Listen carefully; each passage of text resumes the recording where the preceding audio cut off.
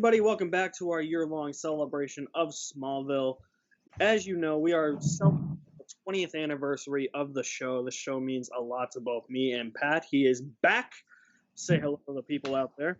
Hello. We are actually recording this in March on his birthday, so it is his 27th birthday. So wish him this will be up in, I don't know, June. So wish him a belated 3-month birthday. I appreciate that. Thank you. Yeah, you got it. So today we're going to be talking about season 5 of Smallville. What do you think of season 5? Season 5, it was at a point where the show, like, you could tell the first half of it, like, they had a higher budget. They were able to do more. The first 3 episodes of this season are some of the best Smallville that's ever Smallville. They're amazing. And the first half in general is really good. And then it kind of falls off in the second half of it and then picks up at the very end. But to me, season 5 is kind of a mixed bag because the first half of it's really good overall, except for Thirst, obviously. But then, which we'll get to, but that was an episode so bad the creators had to do a commentary to apologize for it, essentially. Yeah, it's crazy. Yeah, but the second half of the season, it's just, there's some good episodes in there, but it's just after Jonathan dies. There's a lot of, like, not very memorable episodes. Like, there's just, we'll get to it when we go through the episodes, but the second half of the season just feels a lot weaker than the first. Yeah. And like the finale and the episodes like right before it are pretty good, but yeah, the second half is a bit of a chore to get through. Yeah, I'm in the same boat as you. Season 5 is a huge mixed bag for me. I think the first half is very great. Mm-hmm. It's so good. More stuff with Lex going on this season too. That I really love, like Jonathan Kent becoming like a senator, and then like Lex running against him, and then like the whole like make sure Jonathan Kent doesn't win, like whole thing where it's like holy shit, now Lex is like definitely going bad, and then you end like the first half, like you did such a perfect 100th episode. Like you end the first half, which we'll probably get into the Reckoning a lot more when we get there, but because I have a lot to say about Reckoning. Yeah. But like you end it with such like tragedy and like sadness, and then the next episode that follows it is like, what the fuck is this? Yeah, I hate the one after it. Yeah, and then like it kind of sets up like a really like slow building second half where I'm just like, can we like go somewhere, please? Like, just enough of this, please. Like, yeah, I agree. The second half is not my favorite Smallville, except for like a few episodes here and there. I'm like, even the last few episodes, I'm kind of mixed on, honestly. Oh yeah, I think it's Oracle and then Vessel. The last two I really like, but that's mostly because I really like a new character this season, which was James Marsters playing Milton Fine / Brainiac. Yeah. I think the show's interpretation of Brainiac is one of my favorite versions of the character that we've seen. Where he's posing as Clark's college professor. Yeah, at first, yeah, and then but like Brainiac, you can go a couple different ways with him because there's been a couple different versions of him throughout the comics and throughout media. Yeah. Where you could have him be an alien who collects knowledge, but that's not what the show goes with. The show goes with Crystal Skull. The show goes with the version that kind of the 90s animated shows went with, where he's a Kryptonian artificial intelligence who betrayed Kryptonians, essentially. Yeah. In this show, he works for Zod, which is interesting because they kind of bring that up. They start to build that up in this season. But Brainiac, I thought, was a great villain in this show. I thought James Marsters played him really well. They obviously they didn't have the effects at the time to be able to do like what Krypton, that show more recently did, where it looks more like the comic Brainiac with the green skin and all that. But I like what they did because they went with the liquid metal, like black goop, like Terminator. Yeah, turning his fingers into like tendrils and like sucking out people's like. Yeah, it was cool. He didn't have the green skin, so he wasn't Piccolo. Oh God, no! Poor James Marsters, man. I know. He was great in this. Like, I thought he was one of the strongest points of the season. I think he's definitely like the strongest aspect of 5. Yeah, like even because once he leaves, you get kind of the drama with Jonathan's like political campaign and stuff, and then that's good enough to tide you over. But then until Brainiac comes back later in the season, you're kind of in this like directionless lull for a few episodes. Yeah. But I thought he was great. Like, I loved like him slowly kind of like showing his true colors, and like even to like Lex, where Lex thinks this guy came from that ship, and he holds up the meteor rock to him. He's like, close, but I'm not one of them. And then he just whips out his like hand, which turns into a sword. Like it's so cool. It's awesome. Yeah, I loved Brainiac. He's I great.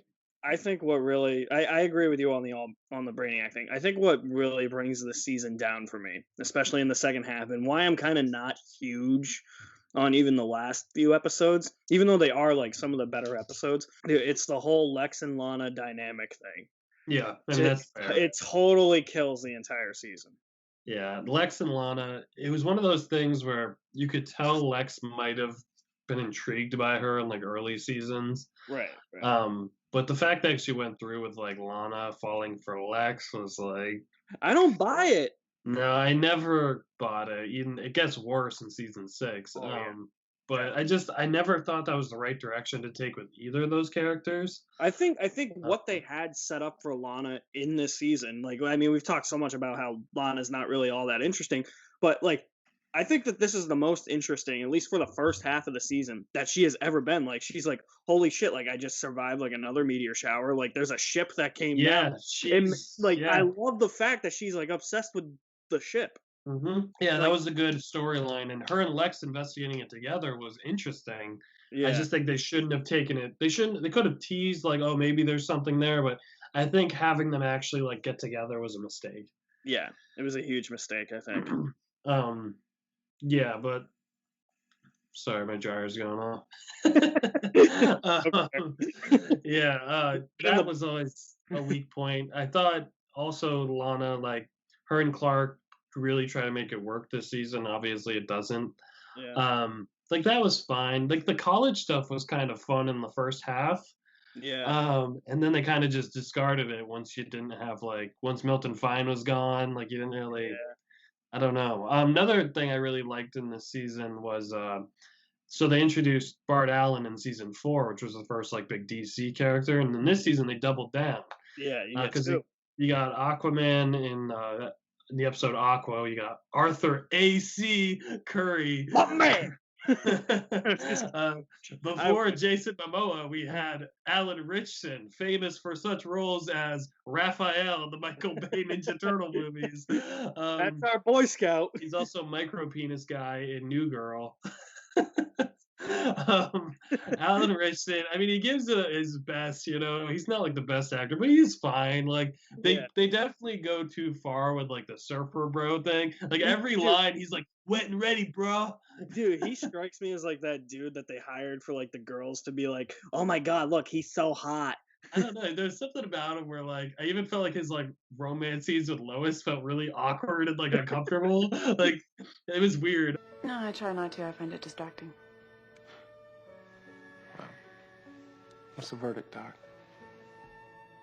You're actually a little cold. That's weird. Feeling kind of warm right now. Does that line ever work on anyone? I figured it was like a 1 in 10 shot. But you're worth the risk. You don't even know me. What's to know? You're abrasive, sarcastic. You never shut up. Yeah, those are my good qualities. Oh, I know.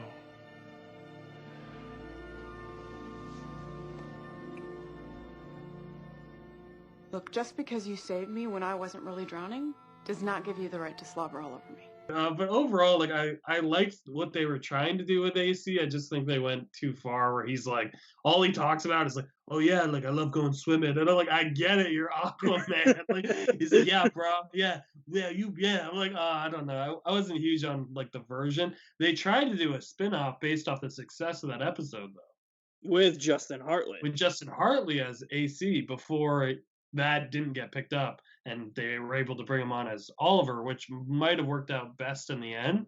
Yeah. But I love that pilot. Have you ever watched that pilot?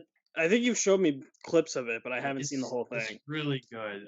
It's to have it on the complete series box set, right? Yes, it's included on set. It's so good. It's right over there. Sometime we'll watch the pilot. It had like Ving Rhames in it. Nice. Like it was fun. It's super like mid 2000s, and it's very like Smallville, where it's like, but like it had really cool setup, and they just didn't pick it up. And like I said, it might have been for the best because Oliver happened. For all we know, we could have gotten Stephen Amell in this show. No, please, we'll get to that in season 6. But yeah, I don't know. There must have been a reason why they didn't go with Alan Richardson for that show, you know. Yeah. And like he's fine, and when he shows up later on, he's fine. It's just AC just was never like, I don't know. It's a decent episode. It's a little cheesy in parts, but then they brought in Cyborg. Lee Um, Thompson Young, rest in yeah, peace. rest in peace. I thought that was a really good episode. It's kind of dark. Yeah. It's kind of There's disturbing. aren't there 2 Cyborg this season? No, I think it's just the one. I think it's just 15. I think. Oh Episode yeah, 15. yeah. I think you're right. Yeah, never He mind. comes back with AC next season. Yeah, But yeah, I thought that was a good episode. It was dark, but again, it was one of those where it's in the second half of 5. You just kind of forget it even happened, kind of. yeah. It's one of the better ones of the second half of 5. For sure, for sure. And I Yeah. think he gives a great performance. I loved his Cyborg, and people complain now, like, "Oh, well, he didn't even look like Cyborg." It's like we talked about before. It's Yeah. like 2005 at this point. Like, We you weren't can't. ready. No, you just the CW didn't give superhero shows that big of a budget yet. Like they weren't, and the technology wasn't like that advanced Yeah, yet. Where exactly. now on like Flash and all those, you can do like pretty decent effects for a lot of those sequences. But Yeah, yeah, but I mean, I like that they were bringing in more and more DC people, and that was a trend that they just continued to keep doing as time went on. Yeah, which I like because I like the further Clark gets to being Superman, like the more they start to bring in all that, which I Yeah. like. yeah. But yeah, AC and Victor I thought were good additions overall, but that was Yeah. a fun part of this season. Definitely was. I mean, I always love seeing the anytime like the DC characters or the other ones are in the show, like because eventually Oliver Queen becomes a series regular. So Yeah, it's like the last like few seasons are literally like a Metropolis show and then like a mini Justice League show. So yeah. Well, I've always loved the fact they do kind of like the Power Rangers thing when they bring in DC people on this Yeah. show. Where we talked about like, oh, Bart Allen wears all red and he's got like a lightning bolt on his backpack and like he's got yellow pants and like and Clark obviously always wears the red and blue all the time in different yeah, variations. does he ever do his laundry? I don't know. Especially later on, I feel like in like season like 7, all he wears is like the red shirt with the blue shirt and the red jacket, like all the time. Yeah.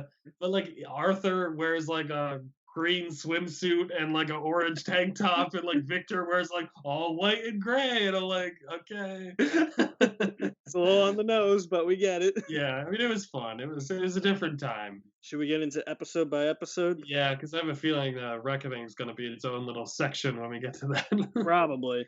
So the Yeah. premiere was Arrival, which I thought was a great episode. Yeah, I liked. It had a very Superman 2 vibes. You had the Disciples of Zod show up, Yep. like a Phantom Zone introduction, the Ether? Fortress of Solitude being built.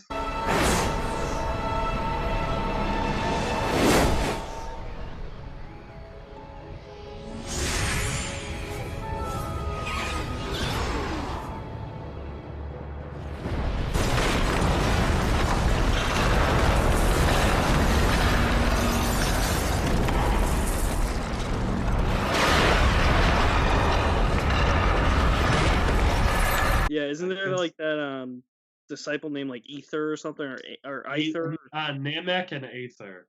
And Yeah. I'm pretty sure Namek, that name gets used again in Man of Steel for that big guy in Man of Steel. Oh, does he? I think that guy's name is Namek. The thing about is it this one where Clark loses his powers? Yeah, at the end of it, Yeah. he's supposed to like return to the fortress before like the sun sets or whatever, and he chooses Yeah. not to. So. Yeah. Yeah. Yeah. And then which then goes into episode 2, Mortal, which is one of my favorite fun episodes ever. Yeah, just watching those like that weird group of meteor freaks from Belle Reeve. They're so Yeah. memorable, and I With don't her- know why. With Clark powerless and like just being like living as like a mortal, he's not affected by kryptonite. So I got a story about this episode. Okay. So obviously like Lana was like our like first crush back in the day. Do you remember when my brother illegally downloaded the episodes for like the first half of the season? And then like we were at like Bocce's house and we're all like, oh, let's go watch like all the Lana scenes. we're like we're like up in the room. We're like watching like the makeout session and Oh that. my god. And then like all of a sudden somebody comes in. It's like, what are you guys doing? Like, like I vaguely remember that. Oh man, to be our like 11 or 12 again. 11-year-old selves hitting puberty. Oh man, I loved the albino twins in this episode. They're so weird. Like that really hurt, and they have to like hold each other's hands to like make a force field. Where do we go next? Smallville. That guy, like the ringleader, ended up being on Sons of Anarchy. Nice. But I always remember him for some reason. He was just like something about him, and the way he'd have to like hold his hand up to like absorb electricity, and then he'd shoot it out. You know. I love how like too. It's just like Clark's got to use like all of his wits. That's like he's never used before. You know, like doesn't he have to go into Luthor Corp or something? Yeah, he has to get something, and it actually all turns out to be like a test by Lex. Like he let these guys go to attack Clark, pretty much.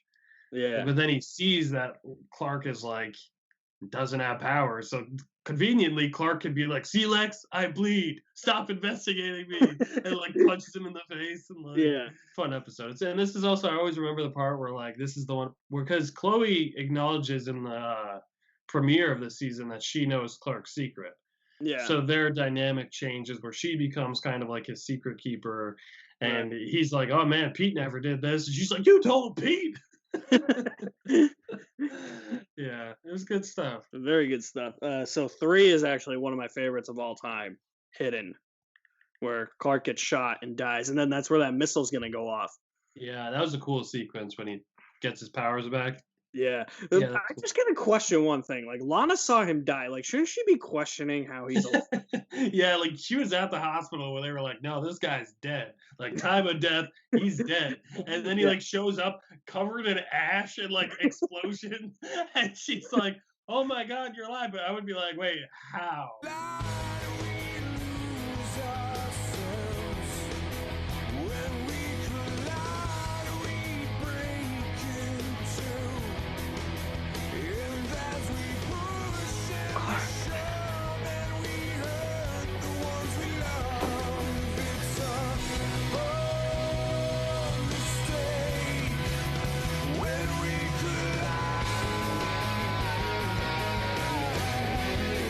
But yeah, I thought. Well, you know what's funny? Do you remember the bad guy in that episode? Yes. That actor was on Sons of Anarchy. Is everybody on Sons of Anarchy? He's been dead for years now. That guy. That actor? Yeah, he had some sort of big drug-induced thing where he like was on top of a roof and like attacked someone, and he ended up dying. Wow. Yeah, like I did not know that. he left Sons of Anarchy, and I want to say like a year or two later he died. Wow, that And sucks. that was probably like 8-9 years ago now. Wow, I did not know that. Yeah, I always think of that guy because he was a pretty good actor, but he was good at playing crazy. So I don't know if he was just like playing it or what. Yeah. Isn't like Lionel possessed by Jor-El too? Yeah, the Lionel, the way season 4 for him ended was like the stone like messed with him. Yeah. So then he got like connected to like Jor-El. So then this season is when he really becomes like slowly over the course of the season, you realize he's trying to help Clark because yeah, he's like working like Jor-El's memory is like working through him. Right. God, I just got a bunch of notifications on my iPad, so I just can't. Yeah. Episode 4, Aqua. Yeah, obviously introduction of Aquaman. AC, wet and ready, bro. So I love the fact that like everybody's like so accepting of him, and then Clark's just like, oh yeah, well, what do you do that's like so special? And then it's like Clark, it's like he automatically knows it's suspicious. Well, I always liked how AC kicks his ass when they're underwater. Yeah. Like I always love that. I'm like, yeah, dude, like Aquaman's in his element, man. The whole romance with Lois though is a little weird. Well, yeah, it's weird because it ends up being like Lois pretty much gets around with like half the Justice League by the end of the show.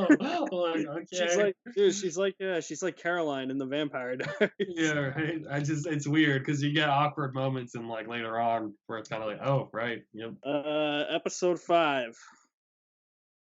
That's Thirst, right?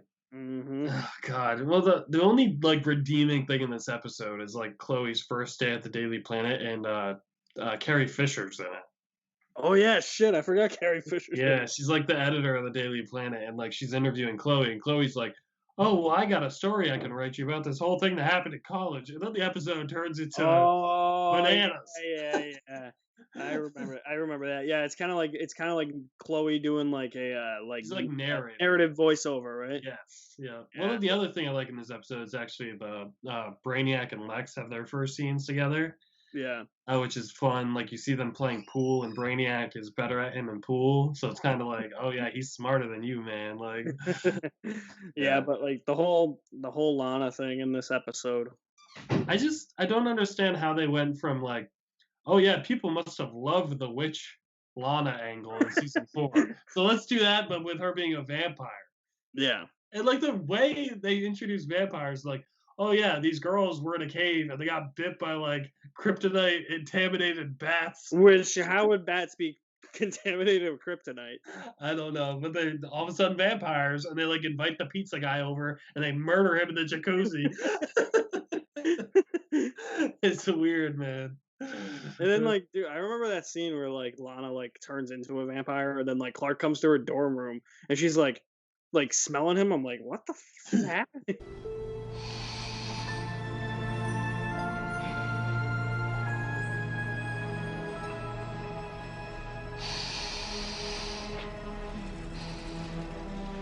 God. You smell amazing. Is that new aftershave?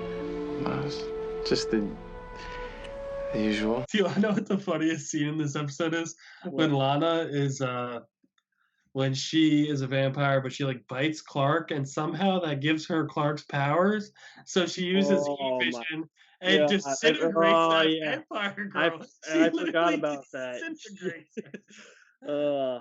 Crazy. And then they came up with an excuse where it's like, yeah, I don't remember that.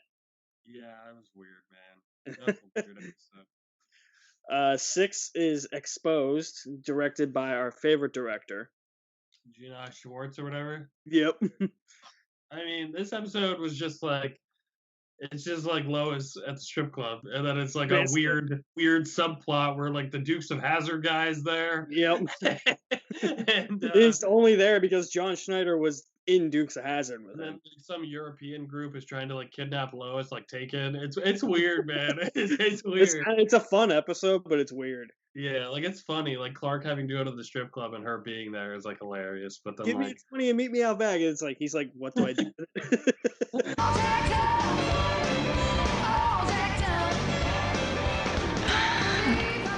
It's Chloe's fault. We're following a murder story? Gee, well, that makes 2 of us, but I think I'll stick to my method.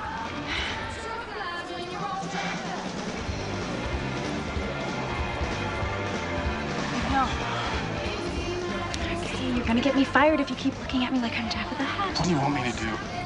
Oh, I don't know. Give me a 20 and meet me out back.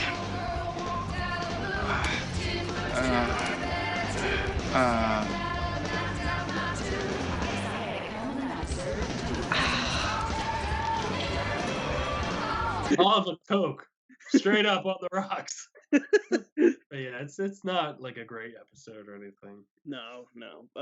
7 is Splinter. That's the silver kryptonite one. I love that one because it's just like Clark's like so paranoid. It's just sweaty. Yeah. We gotta go. Get your stuff, Lana. We gotta go. My parents are trying to kill me. It keeps like hallucinating, and it turns out though, I like the fact that it all turns out to be there is no such thing as silver kryptonite. It's just Brainiac made it to like mess with him. I love that. It's so good. 8 is Solitude, which is where I think Clark finds out that Brainiac is actually like evil. Or Yeah, that Golden that's- finds is Brainiac. That's when Martha gets like an infection, and there's like it looks horrible. There's like all sorts of nasty stuff all over her, and I'm like, oh my god, Martha, no! And it seems like she's gonna die. I know. And Brainiac is like, oh yeah, sorry, Kal-El, she's gonna die. And he's like, okay, you have to take me to the fortress, and we have to destroy Jor-El. And then him and Clark have like that pretty cool fight in the fortress. Yeah. But yeah, it's a pretty good episode. The next episode is one of the best. Lexmas. Lexmas is a classic. It is such a major turning point for Lex. Yeah, and it's fun and it's festive and yeah, it's a good one. It's a really Yeah, good one. just like giving like what is it? His like dead mother like shows him like the life he could have had or something. Yeah, it's like if Lex drops out of the campaign, his life will get a lot like he'll be a lot better. He'll be friends with the Kents, like he'll marry Lana. Yeah. Um, but like Lionel would disown him, but like whatever. But then when it turns out he needs Lionel's money to like save Lana's life, like he decides like no power means more than like happiness, pretty much. Yeah. So Yeah. yeah, it's a Which good one. crazy one. And then 10 is Fanatic. Is that the one where like they make like Lois the sniper and she's trying to kill Jonathan? Well, yeah, That there's one, or is that Fanatic? I think that's Or, Fanatic. or Lockdown rather. No, that's Fanatic. It's got that weird Lex obsessed girl who's like bald. She Yeah. like shaves her head. Yeah. She Yeah. reminded me of like Terry Hatcher in Spy Kids. Towards the end. Yeah. Yeah, that's an interesting one. It's kind of weird. Yeah, there's some weird ones actually. Like thinking about it now, it's like Dude, that's Smallville, man. They like I said, uh, they'll do anything. they can do anything. Yep. Yep. 11 was Lockdown. I don't even remember Lockdown. Lockdown was the one where Lex is in the panic room with Lana and he gets like shot. Oh yeah, yeah. And You then know, Sheriff people are looking for the ship. and then Sheriff Adams dies. Yeah. Yeah. Yeah. Thank Yeah, God. it's a pretty good one. It's kind of intense. All right. Should we put the iPad down for a minute and talk about the next one? Whoa. Uh, Oh, hold on. A jump in viewership from Lockdown to Reckoning. Lockdown had 4.90 million viewers. Reckoning was the 100th episode, 6.28 million. I mean, yeah, the big 100th. That was an event, man. This was. Did you watch this one live? I think I taped it. Yeah, I I remember think I watching saw like it the that first night. half, and then I had to do something, and then we watched like the end, and the end just like crushed us. Yeah, it's a rough episode. Like it's really well done, but you Yeah. know, It like starts off like should we just like do like a play by play of the episode, because I feel like we're just gonna like this is like the big one I think we're gonna talk about with this season. yeah, yeah. Like I love the fact that like Clark is like, because it seems like he's very like he's on the edge most of the season, like trying to decide whether or not he should tell Lana about like his secret. And now it's like finally decides to, because he's like, I know we're drifting apart and I don't want that. So I want you to know me without any secrets. So what it seemed like the big moment, since it is the 100th episode, you're going to have that big moment. Mm. So it seemed like what the big moment was Clark finally telling Lana who he actually was. Do you remember the song during this scene? You're beautiful. Yeah, beautiful. It's true. Such perfect quality song placement. But like it's him finally deciding to tell Lana who he actually is, him bringing her to the fortress and her being like what the fuck, and then like him doing that super jump and proposing to Lana.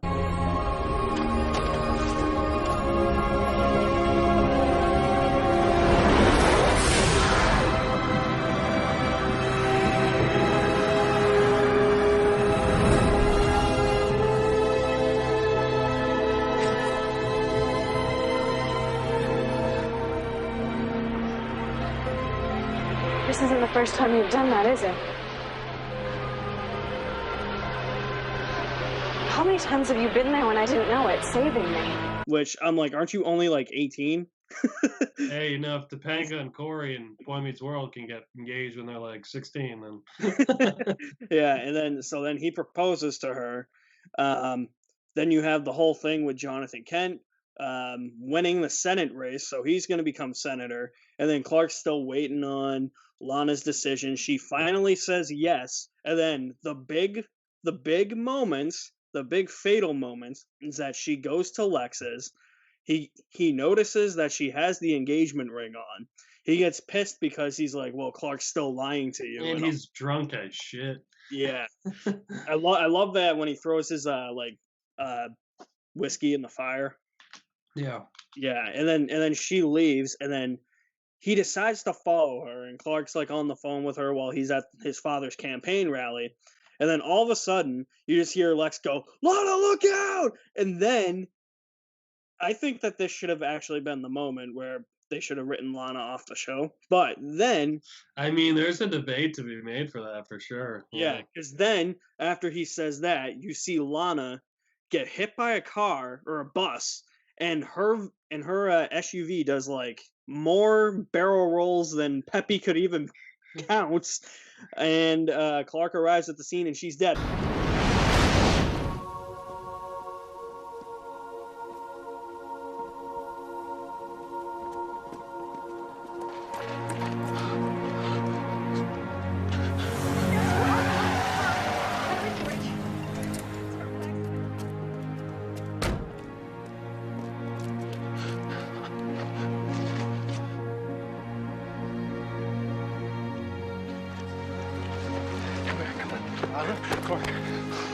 Come on. Lana! No!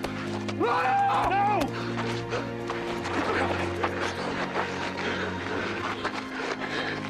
There's nothing you could have done. Nothing. But here's something I was thinking about when I was in the shower today. Yes, I was thinking about this in the shower. So when he arrives at the scene and he sees that Lana's dead. Yeah. You know how Jonathan Kent arrives? Yeah. If Clark had left everything the same, I think he would have saved his father's life. If he accepted the fact that Lana died. Yes, that was the implication, was that he had to choose. Yeah. Because he was there, Jonathan pulled over because he was on his way to go meet Lionel. Yeah. Yeah, he had to choose. Because he came back to life and got his powers back in the beginning of the season. Yeah. Jor-El was like, well, someone close to you will die. And for like weeks, I remember at the time, it was like, oh God, who are they going to kill? Like some major character. And it's like, oh my God, it's Lionel. Lana. And at the time, I was like, oh my God, and they're killing Lana. But in retrospect, I'm like, yeah, they should have killed Lana right there. I mean, no like disrespect to Kristen Kruger. No, just the character they didn't know what to do with at this point, and it just became more and more apparent as time went on.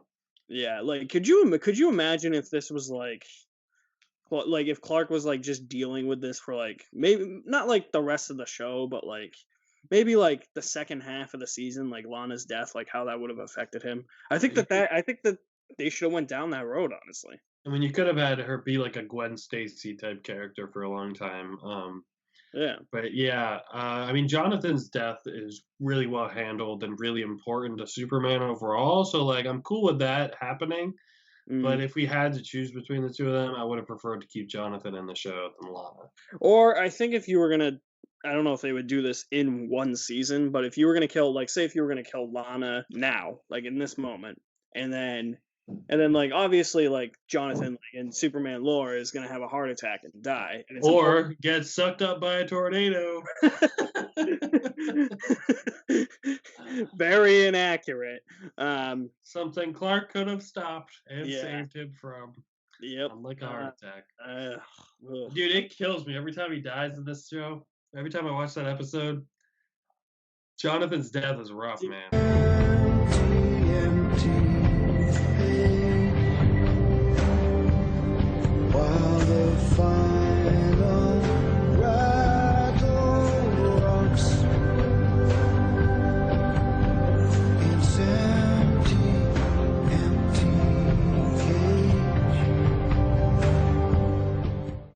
But like I was saying, because I don't know if they would kill two major characters in the same season. But like, what if they killed Lana in this moment, just like left her dead, and then like the season finale was when Jonathan died? I don't know if they would go down that route. It is something to think about, I think. Yeah, I mean, I definitely think Jonathan could have continued to keep bringing more to the show than Lana ended up bringing to the show. Yeah, I would have been fine with it. Like even if Jonathan was in season 6 and then like there was like the big episode in season 6 where he died. Right. Yeah, like I think I would have been fine with that. Yeah. Or good, because you know what would have been good, I think. What's that? Or at least like a slightly good idea, because you know how like they kind of hint at season 6, like how like Lionel and Martha don't necessarily like have a thing, but there's more than just like there's something there for sure. Yeah, because like what if they kept Jonathan alive and then like he found out about that and then like that was when he confronted Lionel, and then that's when he died. Hey, maybe. I mean, I they don't know could if it have would have done been better than what we got, but Yeah, I mean, I love the way it's pulled off here. I think if we were gonna do the whole Lana possibly being dead, I would have preferred to stay with that. But yeah, I mean, it was tragic because then Clark screws everything up. yeah. Because he's like, oh shit, like this is when he was still insecure. He's like, oh shit, I caused all this. Like I can't tell Lana. Well, It's just yeah, like, all you do, like we've discussed this for years. All you have to do is just do the same thing again. Just don't tell Lana to go to Lexus, or tell Lana not to not go to go to Lexus, yeah, Yeah. or like try to get to the car accident like 2 seconds earlier. Yeah, You know, exactly. But Yeah, it is what it is. But it is. I do like the moment when he does save her from this. Well, because it's interesting. Because even though it almost happens again, even though he's like over different circumstances, even though he tries to make it to change things, yeah, because he doesn't propose, but she still ends up at Lexus for different reasons, and then she gets driven out of Lexus for different reasons. yeah, But he stops the car, but then you see Jonathan go by, yeah, which is like such a creepy, like yeah. intense moment where you're like, oh shit. A moment I love too, and it's when the first time the accident happens. It's when Lex gets out of his car, and then all of a sudden you just see Clark super speeding by, and then you just see Lex like with that look on his face, like Yeah, because he just saw it happen. yeah, like Yeah, Clark didn't give a shit. it's really good stuff. Yeah, Yeah, it's a great episode. yeah. And the last, like the funeral scene with Clark in the snow, like that's just like iconic. Could you imagine if Rosenbaum's last 2 seasons was him battling Clark because he's like, I know who you are now? Could have been cool. I know. I think you could have done this version of Lex be a Lex that knew the truth. And up until the very last episode of this series, which we'll get to, I'm like, we can do that. And then they go, no, we can't. And I'm like, no, don't do this. Probably the only part of the Don't finale. erase his mind, please. Probably the only part of the finale I don't like. Yeah, same. So that I'm glad we had that huge discussion about that episode because that's a huge episode. Yeah. it So is. and I had a lot to say about it. So, but unfortunately, the next episode is a piece of shit. Vengeance, directed by our favorite director. Of course. Yep. Yeah, I hate this episode. How do you? I don't understand how you follow up the 100th episode and the death of Jonathan Kent with this. Well, it's just I like the very last scene when Clark's looking at the videotape home video of Jonathan being on the tractor, like bye bye. I think that scene's really sad. Yeah. But like, and yes, you have like Clark dealing with his grief and he's angry and stuff. But the character that brings this all about, the Angel of Vengeance or whatever her name was, her actress is one of the worst actresses that's ever on this show. Andrea Rojas is She's the really bad. Like Yeah. she's rough. She's like he's a murderer. You kill him. Like it's not good. It's a bad episode. Yeah. Not a fan. This is where season 5 started to. Yeah. And I remember watching Reckoning. Well, funny story about Reckoning too. I was in 6th grade at the time when Jonathan Kent died. Yeah. So recess, me and like 2 other people who watched Smallville, we wrote Jonathan Kent's name on a piece of paper and we buried it in the snow. We held our own. That's funeral. Awesome. Yeah, I remember watching Vengeance the week later. I was like, "What the heck is this?" Like that was such a letdown. Maybe it was like a month later. There might have been a break between. Yeah, because let's see.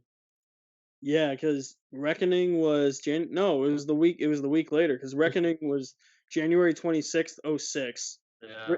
It was written by 2 of my favorite writers, Kelly Souders and Brian Peterson. Mm-hmm. And then Vengeance was the week later, February 2nd. Yeah, wasn't a fan. No. I'm also not a fan of the next one, Tomb. Yeah. I have literally nothing to say about that one. Written by Stephen S. DeKnight. Is that the dude that wrote Pacific Rim Uprising? Yeah, he did a bunch of stuff on Smallville back in the day. And then I think he went to Spartacus. Damn. Yeah. Yeah, not a huge fan of Tomb. That's a weird one. It's like a haunting or whatever. Yeah. Yeah. Isn't it something with like Chloe's mom, isn't it?